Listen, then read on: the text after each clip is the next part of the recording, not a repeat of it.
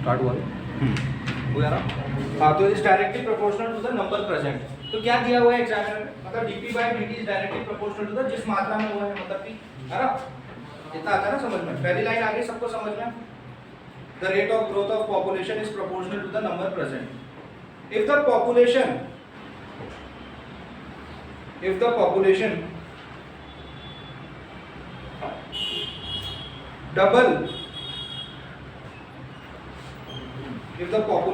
double in last 25 years,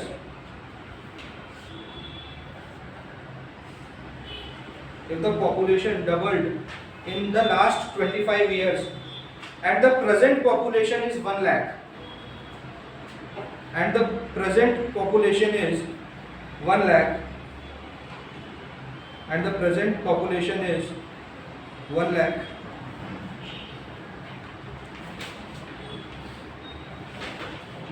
then when will the city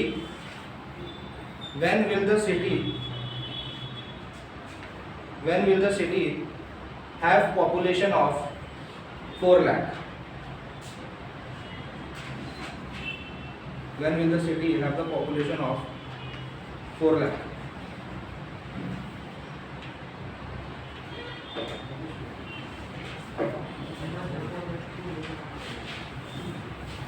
हाँ भाई, इतना समझ में आया?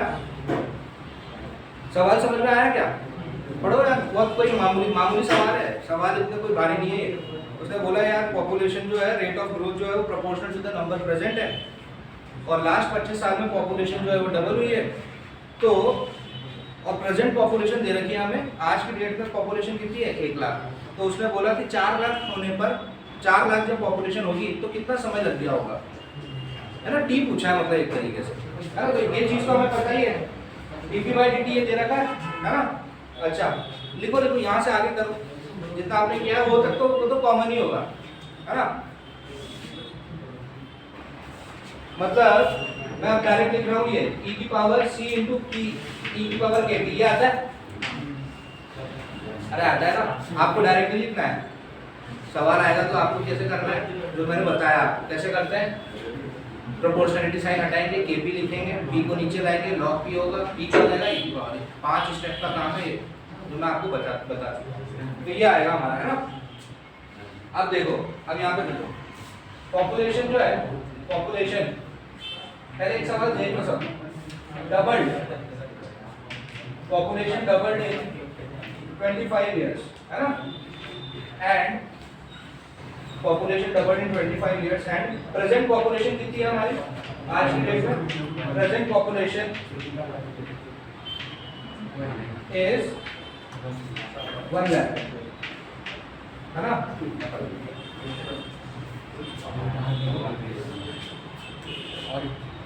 Population doubled in 25 years, present population is 1 lakh, है ना। तो 25 साल पहले जब समय 0 रहा होगा तो पॉपुलेशन कितनी रही होगी? 50,000।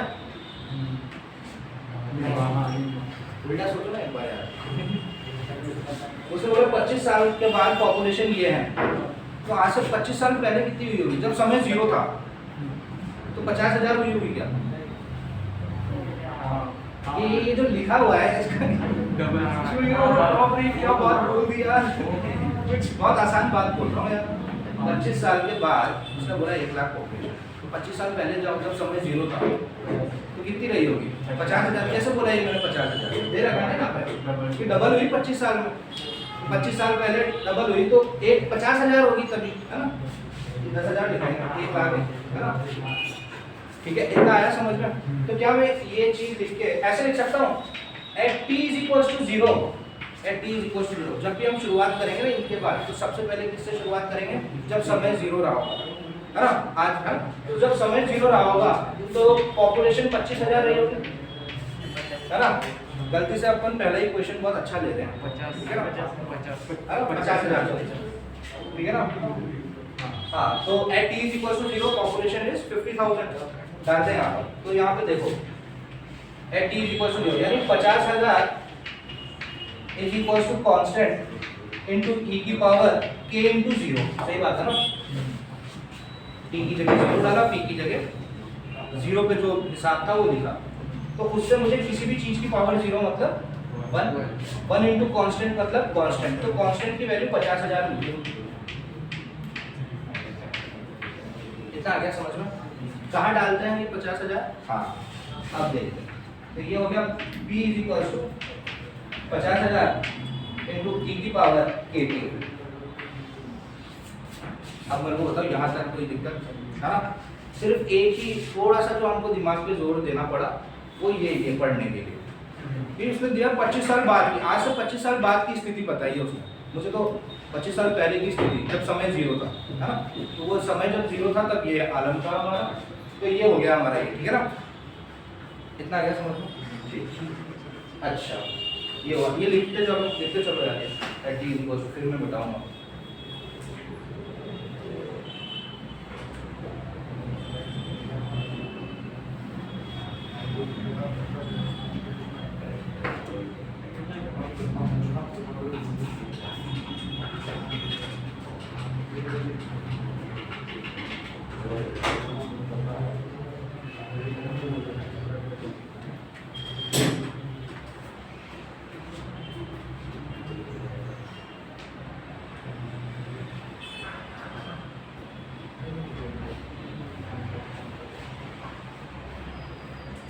आया समझ में? बता देंगे। अब आते हैं आगे बढ़ते हैं सवाल पे। 25 साल पहले का हमने बता दिया खोज कर, अब 25 अब जो उसने दिया हुआ है वो बात करते हैं, है ना? T बराबर 25 साल के बाद, 25 साल के बाद क्या हो रहा है? P कितना हो रहा है? 1 लाख, है ना? अरे सही बात है ना यार, सही है ना? अभी कोई समस्या तो नहीं है इसमें? कहाँ डालेंगे? इधर डालेंगे हम, है ना? हाँ तो अब देखो P की जगह डालूंगा 1 lakh is equal to 50,000 into e की पावर 25 के, ये स्टेप आ गया समझ में? इसमें डाल रहा हूँ इसमें, क्योंकि अब आर्बिट्री कांस्टेंट फिक्स हो गया है ना? C 50,000 ले ली उसने वैल्यू, तो अब जो भी काम होगा इसमें होगा। पक्का समझ में आ रहा है? कुछ क्या किया है हमने, तो जो बात हो रही है वो डाल रहे हैं। 25 साल में P कितना? 1 लाख, 1 लाख से 50,000 दो बार कटेगा, है ना? तो e की power 25k is equal to 2 हो जाएगा, है ना? e की पावर k की पावर 25 लिख सकते हैं इसको ऐसे, हाँ, इज इक्वल टू 2, है ना? 25 यहाँ से हटा दूं क्या? हटाऊं क्या? तो क्या इसमें 1/25 लिख दूं? हाँ, बेसिक माइनस, ठीक है ना? इतना आ गया समझ में? क्या क्या निकाल लिया मैंने? e की पावर k नहीं, मैं e की पावर k, आगे देखेंगे अगर k की जरूरत होगी तो लॉग में घुमा देंगे, कोई दिक्कत नहीं है। अभी हमने क्या निकाल लिया? e की पावर k निकाल लिया, क्या पता इसकी जरूरत पड़ जाए। समझ में आ गया? e की पावर 25k से e की पावर कोई भी इंटू k हो तो e की पावर k तक पहुंच सकते हो ना? हाँ, तो ये e की पावर k हो गया मेरा कितना? 2 की पावर 1/25, 2 का 25वां रूट, है ना? स्क्वायर रूट 1/2 होता है, क्यूब रूट 1/3, ये क्या है? 25th रूट ऑफ 2, है ना? कैलकुलेटर अगर बोला जाता है। अच्छा ये भी लिख लिया। हाँ, यहाँ से तो लिखा, ये मोटी चीज यहाँ लिख देता हूँ मैं कि e की पावर k का वैल्यू आया मेरा 2 की पावर 1/25, ठीक है ना? बाकी सब मिटा दूंगे, मिटा दूंगे, ठीक है? ठीक। हाँ, अब आगे बढ़ो सवाल में। क्या पूछा है सवाल में आगे? 4 लाख पॉपुलेशन होने पर, है ना, समय कितना लगा हुआ? तो मतलब उसने दिया है P बराबर 4 लाख, है ना, और T बराबर क्वेश्चन मार्क। अरे ये ना सवाल, समय निकालना है ना, मैं 4 लाख हो जाने पर कितना समय आया समझ में? डालो वहां पर, है ना? तो 4 लाख इज इक्वल टू 50,000, है ना, इंटू e की पावर k t, है ना? ऐसे लिख दो, क्यों लिखा? अब ये देखो e की पावर k काम आ जाएगा ना यहाँ पर, इसीलिए मैंने वही छोड़ दिया, तो e की पावर k है। अरे बात समझ में? ठीक है ना? मैंने k नहीं निकाला, मैंने e की पावर k छोड़ दिया, यहाँ फंसा देंगे, यहाँ पर। आई बात समझ में? 4 लाख से 50,000 8 बार कट जाता है, 50,000 8 जा 4 लाख, है ना? ये कर दिया 8 बार, या 8 या e की पावर k मतलब 2 की पावर 1/25 इंटू टी, है ना। देखो देखो छोटी मोटी मैथ्स। हाँ हाँ भाई, ये 8 है और ये 2 की पावर क्या है 1/25 इंटू टी का मतलब क्या हो गया टी की पावर 25, है ना। अरे बात समझना, तो यहाँ 8 है यहाँ 2 है, कंपेयर करना है लेकिन मुझे, तो 8 को क्या लिख दूँ 2/3। हाँ 2 का क्यूब लिख दूंगा ना, कंपैरिजन हो जाएगा, सीधा कंपैरिजन हो जाएगा। मिटा दूं 8, क्या लिखूं 2 का क्यूब, 2 का क्यूब हो गया ये 2 2, तो t/25 कितना हो गया, है ना। तो t/25 हो गया आपका 3, तो t कितना हो गया 7।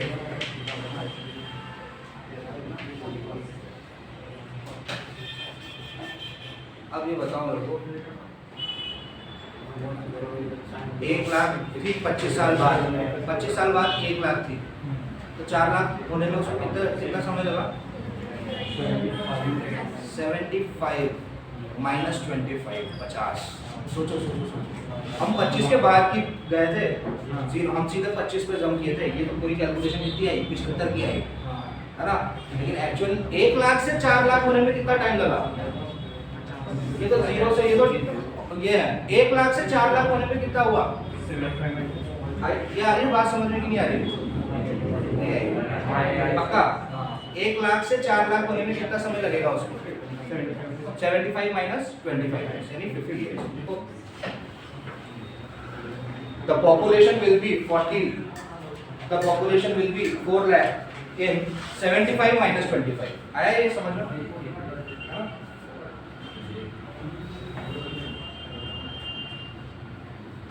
क्योंकि सवाल में एक चीज लिखी थी population double in the last 25 years, पिछले 25 सालों में डबल हुई है। आया समझ में, ये गलती से पहले ही क्वेश्चन अपने बहुत अच्छा चैलेंजिंग अच्छा सा क्वेश्चन ले लिया है, हालांकि आसानी सवाल आते हैं इसके, एक आधा में लगेगा। आया ये समझ में, 50 वाला फंडा आ गया। चलो next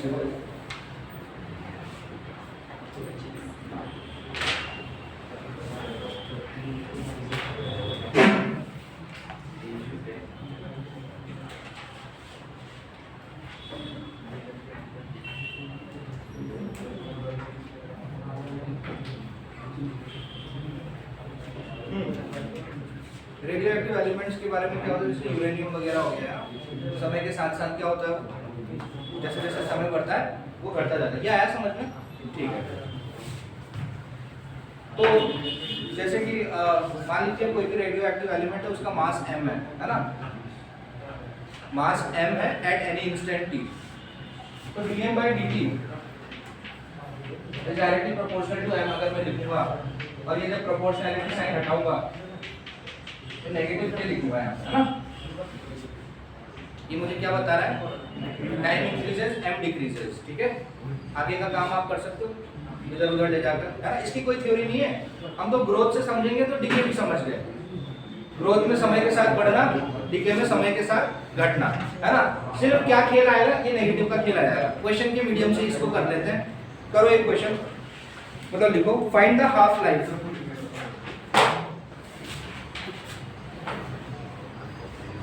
find the half life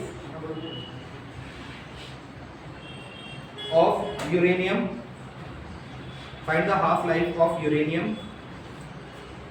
which disintegrates। समझ रहे हो ना, ये डिसइंटीग्रेट शब्द का मतलब क्या होता है भाई, टूटना। इंटीग्रेट मतलब इकट्ठा होना, और डिसइंटीग्रेट मतलब टूटना। which disintegrate at a rate proportional to the amount present, which disintegrate at the rate proportional to the amount present at any instant, present at any instant। समझ में आया। given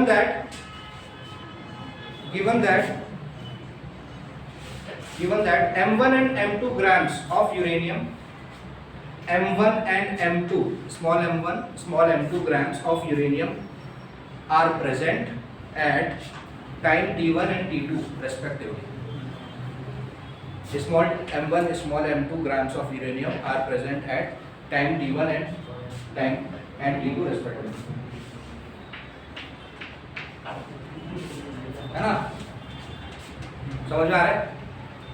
तो कैसे शुरुआत करेंगे? ऐसे, let m be the amount of uranium, m be the amount of uranium at time t।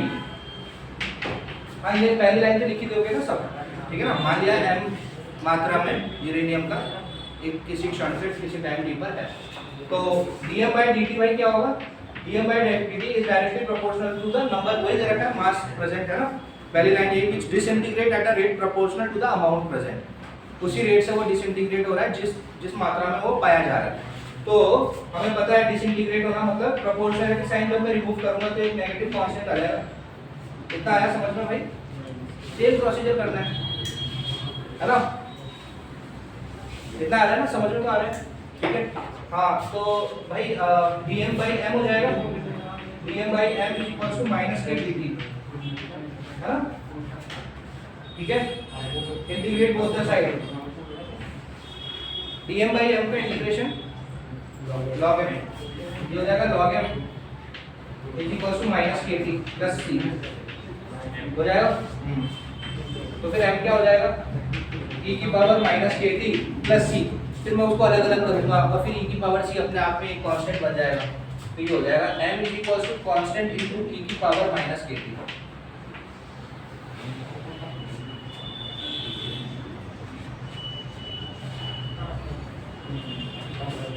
है ना? अब कंडीशन से जाने से पहले, कंडीशन जो बोली गई है उस पे जाने से पहले हम क्या करेंगे? जब समय क्या रहा होगा? बिल्कुल, है ना? जब हमने कोई भी कार्यक्रम स्टार्ट करने से पहले, अभी जैसे हम कोई रेस स्टार्ट करते हैं, 100 मीटर की रेस हो तो पहले खड़े रहते हैं ना, तो समय 0 होता है। हम टोटल बताते हैं कि हाँ 100 मीटर 11 सेकंड में भागा या 12 सेकंड में भागा। शुरू में तो जब खड़ा हूँ, मतलब ओरिजिन पे खड़ा हूँ, तो समय भी 0 ही है ना। जैसे भागने लगूंगा तो समय चालू होगा। हाँ, तो जब टाइम 0 रहा होगा, at t is equal to 0, at t is equal to 0, तो क्या मैं ऐसे लिखूंगा? c इंटू e की पावर, किसी भी माइनस के को 0 से करूंगा तो 0 ही आ जाएगा, है ना? तो t इज इक्वल टू 0 पे ये क्या हो जाएगा? m नॉट हो जाएगा। एक छोटी सी चीज ये समझ लो, ये m नॉट क्या बता रहा है? m0, है ना? ये मैंने अचानक से m को ये 0 कैसे लगा दिया यार? ये समय की बात है, जब समय 0 होगा तो मास कितना होगा? m नॉट, है ना? At t is equal to 0, m is equal to what? m naught, है ना? इतना आया समझ में? At t is equal to 0 ये आ जाएगा कांस्टेंट। किसी भी चीज को मैं कांस्टेंट से e की power 0 is equal to 1 into c, तो c का वैल्यू कितना आ गया मेरा? m नॉट आ गया, है ना? अब खुद सोचो ना यार, अगर सिर्फ m ही रहने देता तो फिर प्रॉब्लम हो जाती ना। फिर मैं यहाँ c को m डालता, m से m काट देता ना, तो घुमा फिरा के बात ऐसे थोड़ा ना। इसीलिए जब समय 0 तो कुछ तो होगा ना, मास m नॉट बता दिया मैंने। समय जब 0 तो मास भी 0, m0, तो कांस्टेंट की वैल्यू कितनी आ गई? m not. अब डाल दूं यहाँ पर, इधर देखो, इधर यहाँ डाल देना। हाँ, तो ये कैसा हो जाएगा? m is equal to m naught into e की पावर माइनस के टी। इसके बाद तो आप ये है मेन, ऐसी कंडीशन में आ जाओगे जब आप समय 0 दोगे। इतनी आई बात समझ में? पिछले क्वेश्चन में ये क्यों नहीं हुआ था? क्योंकि सीधे 25 साल बाद का प्रोसेस दे रखा था, है ना? ये आया समझ में? m is equal to m naught, ठीक है? ओके,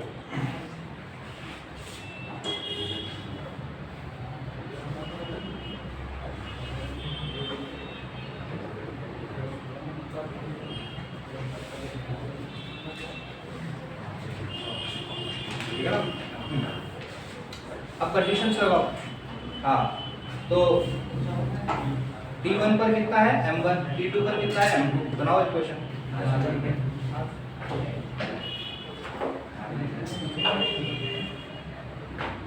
बहुत अच्छा सवाल, बड़ा का है। मिटा दोगे ये वाला पार्ट? मिटा दो ना। हाँ, है ना? t is equal to t1 पर m is equal to m1 दे रखा है। हाँ, तो ये क्या हो जाएगा आपका? ये हाँ, m1 is equal to m naught into e की पावर माइनस के t1, है ना? तो इसी तरीके से t is equal to t2 पर m इज इक्वल टू क्या हो जाएगा? m2, है ना?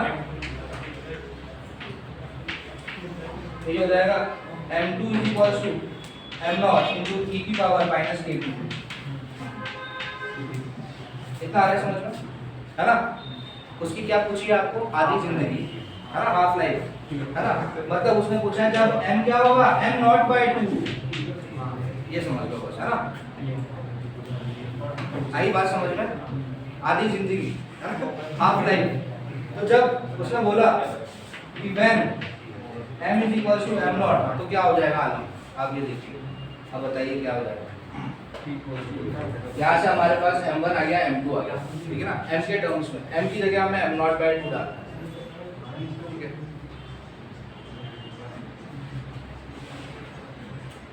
और e की पावर k, यहाँ पे अपन को थोड़ी सी मेहनत भी करनी पड़ेगी। हाँ, यहाँ पर क्या हो जाएगा, ये e की पावर माइनस k, मतलब ऐसा हो जाएगा m1 upon m naught is equals to e की पावर माइनस kt1, ऐसे लिख सकते हैं, है ना। फिर लिख सकते हैं e की power minus k into e की पावर t1, ऐसे लिख सकते हैं, e की पावर माइनस kt1 को कैसे लिख सकते हैं, e की power minus k into e की पावर t1, है ना। और इसी तरीके से दूसरी वाली जो इक्वेशन है उसको कैसे लिखेंगे, m2 upon m naught is equals to e की power minus k into e की पावर t2। तो यहाँ से ये इधर आ जाएगा, तो e की पावर माइनस के ये भी होगा और e की पावर माइनस के वो भी होगा, समझ में आ रहा है। तो कंपेयर करो उसको आगे।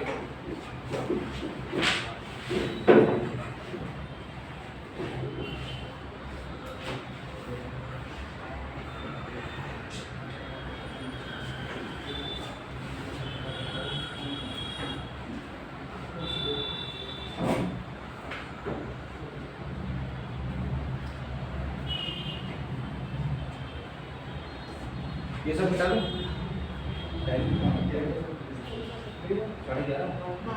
हो गया, 12:30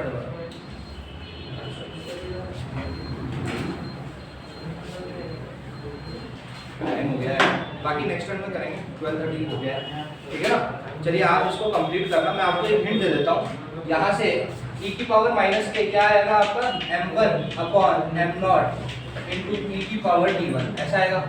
और यही चीज यहाँ से भी आएगी, ये क्या आ जाएगी, is equals to m2 upon m naught into e की पावर t2, ये आ गया समझ में। यानी e की पावर माइनस की ये भी है और ये भी है, तो मतलब ये दोनों बराबर होंगे कि नहीं। तो अगर ये बराबर होंगे तो क्या हो जाएगा, m नॉट से m नॉट कैंसिल हो जाएगा, तो यहाँ पर आ जाएगा m1 इंटू e की power t2 is equals to m2 into e की पावर t1, है ना। इसको मैं चाहूँ तो ऐसे लिख सकता हूँ, m1 upon m2 into e की power t2 minus t1 is equals to 1।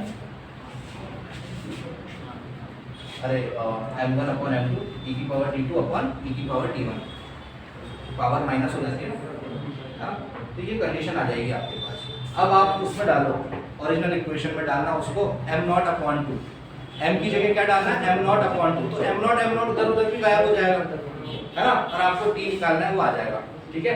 Answer मैं बता देता हूँ क्या आएगा, हाफ लाइफ आएगी आपका, ये आंसर आना चाहिए t2 minus t1 into log 2 divided by log m1 upon m2, ये आएगा आंसर, ठीक है ना। जब आप सॉल्व करोगे उसको तो ये आएगा आंसर। 80% काम हो चुका है, आगे आप सॉल्व कर लीजिए, ठीक है। चलिए।